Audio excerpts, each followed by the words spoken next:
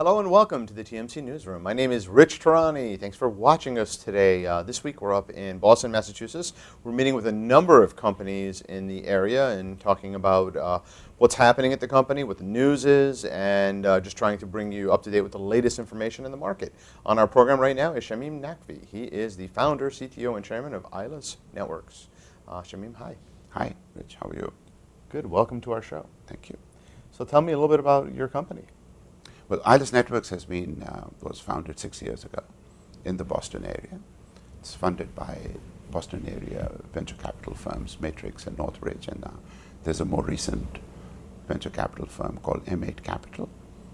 And Aylus Networks is currently about 50 people in the company, and we are focused on making mobile video technology happen in a seamless fashion, so that it becomes a part of the culture and the society and the technological underpinnings of the society that the world is. So specifically, what sorts of mobile video? Is it two-way, one-way, both? And I think that therein lies the problem that we're trying to tackle, which is one shouldn't have to think about whether it is two-way or one-way or no way. Video is a certain modality of communication. When I establish a communication session with you, Rich, I don't think I'm going to do a voice conversation with you. Perhaps I hope I don't think like that. I say I'm going to communicate with Rich. I have to tell something to Rich. I have to communicate a set of ideas. There is a business discussion we need to have, or there is something personal we want to talk about. And we choose a modality which happens to be voice today to make that communication happen. And in a similar fashion, we should be able to choose other modalities as well. Perhaps it would be better, richer, more efficient, efficacious to use a PowerPoint presentation as a part of this communication session. Perhaps it would be better to use a video clip. Perhaps it would be better to use one-way video. But those are details of the context that determine how best to carry out that communication session. The business of technology should be to figure out how to establish that communication session between us and allow us to use different modalities to make the communication happen. That decision of what to use and how to use it should be taken out of the hands of the consumers like you and me, should just be there as a part of the session. So who are your typical customers? Well, in the last 60, 70 years, the phone companies, in particular the cellular phone companies in the last 20 years or so, have developed technology that allows any two people in the world to establish a communication session irrespective of where they happen to be in the world today. It's not true for every two people in the world, obviously, but statistically any two people in the world can now communicate with each other and essentially use voice as the medium of communication.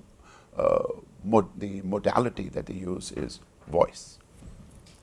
That communication session it should be possible to enrich that by adding video to it, by adding desktops to it, by adding video clips to it, by adding audio clips to it, by adding PowerPoint presentations or other media and modes of communication into that communication session.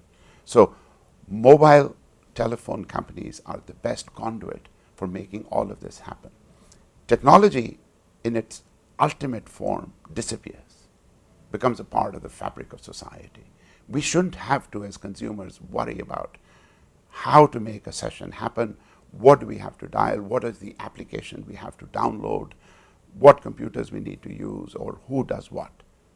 We never think in those terms, and nobody needs ever to be taught how to dial a phone number. So is it fair to say that your solutions allow carriers to have their customers abstract the different modalities of communications, just allowing them to have a person-to-person or one-to-many interaction without having to deal with, is this voice, is this text, is this and whether video? whether the person has a particular email handle or a certain service tag, let's say, for instance, what is his handle on SIP URI, SIP URIs, or right. Skype handle, or my email name, or etc. All of that is noise. Nobody needs to know all of that, should not need to know all of that. Technology there are multiple phases in the use of technology in a society. The first phase is usually when somebody comes up with an idea of how to build something new, and they go around evangelizing it. And usually the world is skeptical at that point, say, no, it won't work, or it can't work, or what is the use of it?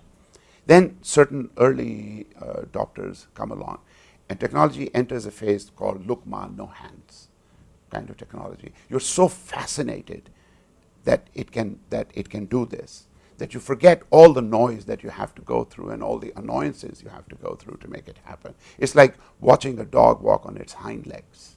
You are so fascinated that it can be done at all that you forget to ask, is it being done well? And then comes the third phase where the technology disappears and you don't think about the technology anymore. What you think about is, what are you trying to do?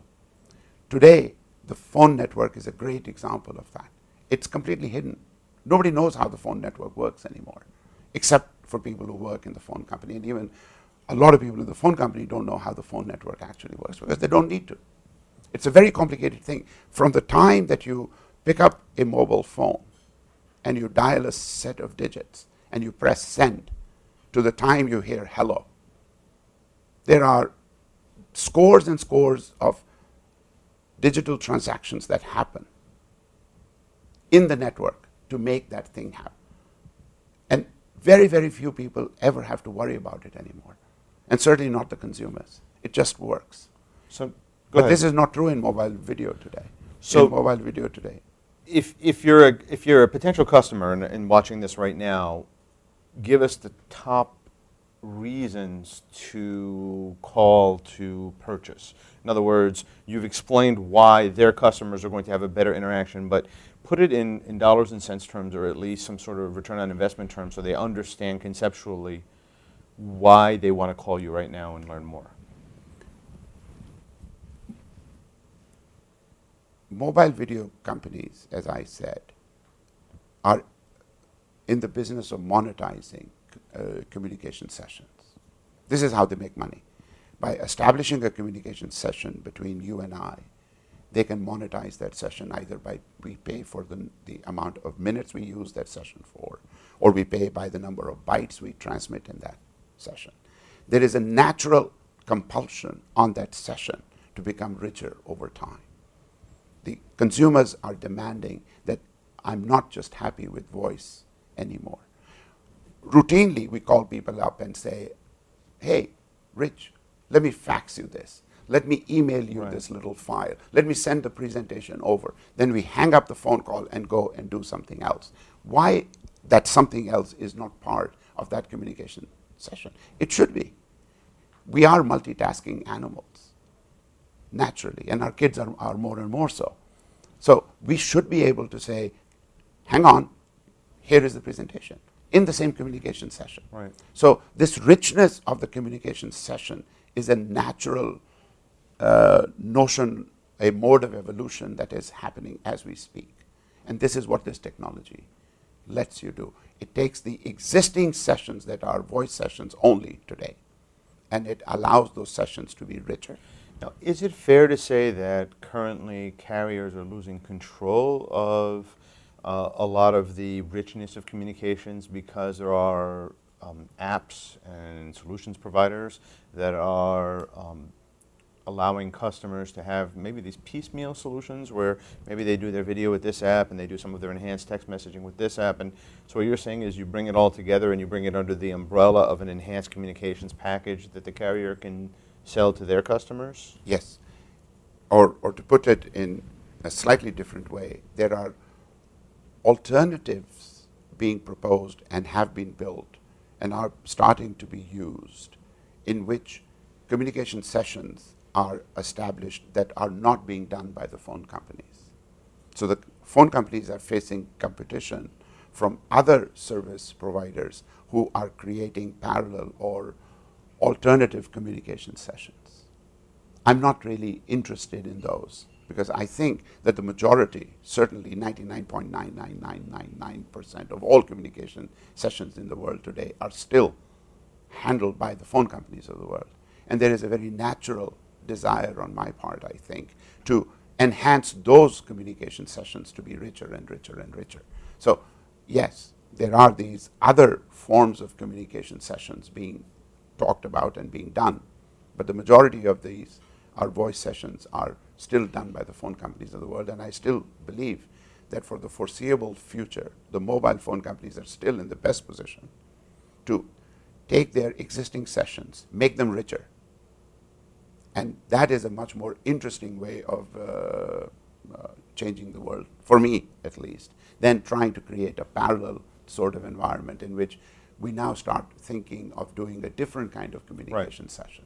So in the phone companies, really, the sooner they act, I would imagine, the better as well, because customers are finding these alternatives and becoming comfortable. They're signing up. They're getting their friends and associates on these other networks, and it becomes more of a challenge the longer you wait. The hardest thing in the world to change is to ask a user to change his or her user behavior. Right. You know, people like to claim that they like change, but actually they don't. So nobody needs to be taught how to make a phone call in the world. There are 8 billion people on this planet. Most of those 8 billion people, majority of those people in the world, know how to make a phone call. It should be possible to take the notion of making a phone call and making it a richer mode of communication, rather than having to worry about, did the person I want to have a communication with, has he downloaded his app? What is his handle? What is his email address? How do I reach him? Is his app not only downloaded, but is it on and running? Right. I have to do all of those computations in my head and worry about all of those things in order to reach you, Rich. Right. Today, I don't want to do that. Right, it's a pain to have It's to a do pain. It's completely superfluous. Right. What should happen is that all of these considerations should disappear. It should be a part of the network. Is your solution then, does it do what you said? Because obviously we're in this nirvana perfect world, what you're describing, and then we're down here we have this kind of piecemeal, disjointed way of communicating. And so how far along are you in this perfect world that you are advocating with your solution? Entrepreneurs by nature, I think, are always thinking about the nirvana. So yes, please, it's true. And it may never reach that stage. But yes, today, my technology in Aylus Networks allows you to take a normal voice call that you make 100 times a day and enhance that by dropping in other modalities into that session. You can add video, you can add video clips, you can add pre-stored content, you can add desktop, you can share presentations, you can share Word files. Different objects can become a part of that communication session today. Now, you just start the session in the normal way. You dial a phone number. For the carriers viewing, are there any issues with 2G, 3G, 4G? In other words, where long do you need to be with your network speed?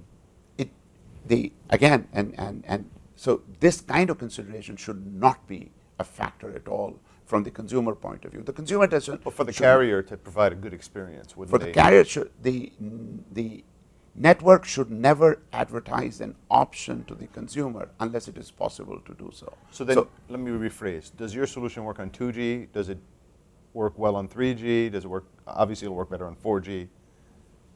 If it depends on what you want to do. If you want to do, let me answer that in multiple ways. Excuse me. Okay. But the devil is in the details, right? If you ask me, Shamim, what is the bandwidth requirement for a video communication from point A to point B, and I give you the specifics that, okay, I need 200 kilobits per second, then I have to tell you that the radio network must at least be LTE or HSPA plus, et cetera, et cetera, et cetera. So yes, those considerations are well known, and all the radio engineers in the world, they worry about these things. But I'm saying something different, which is that you never, as a consumer, you never think about those things when you make a voice call. You never say, is this a 2G call? Is it a 3G call? Right? I would like to reach a world in which you establish a communication session with the other party, and the network responds by saying, what would you like to do? And it only gives you the options that are possible at that time. If the two parties happen to be in HSPA plus, then a set of options appear that you use. So the smartness is in the network, not in the consumer. Sure. Consumers shouldn't have to worry about these things. Perfect. So what have we left out? What else is there to? I've talked about enriching the communication session by allowing you to add more modes of communication into the session. But there's one thing that we are limited today by. Present day communication sessions are from device to device. I call your phone. Right. That's a limitation that I want to remove. It should be from a person to person. Today, you carry multiple devices. You're carrying an iPad. I'm sure you have a laptop. I'm sure you have a mobile phone. Correct. And I'm sure you probably have multiple mobile phones. Why should it matter? I'm down to one phone. You're down to one phone. Lucky you. A few years ago, I had a few. Yeah. But I happen to think that different form factors of devices make them uniquely suitable for certain kinds of communications. If I'm calling a family friend late in the evening, and it may be that the best way to do that communication session is for his entire family to see me on a television screen. So why am I limited to a mobile device at that point? So what I want to add to this notion is that not only should the communication session be made richer by adding video and PowerPoint and Word and other multimodal features into the session itself, the devices that can be associated with a session can be multiple and varied. Right. And it should be seamlessly possible not only to add different modalities to the session, but to add different devices to the session right. as well. So I should be able to take the call on my mobile phone, but flick it to the television. Right. And still maintain that. Maybe I still want to continue talking on the phone, but I want to see the visual aspects of the communication on my television screen or on a laptop, etc. So all of those, it's device agnostic and mode agnostic communication. What is central in my notion is the idea of establishing a session between two or more parties. What happens in that session and what devices are used is a matter of what is available at that time. Excellent. Thank you so much for being here today. This was great. Thank you.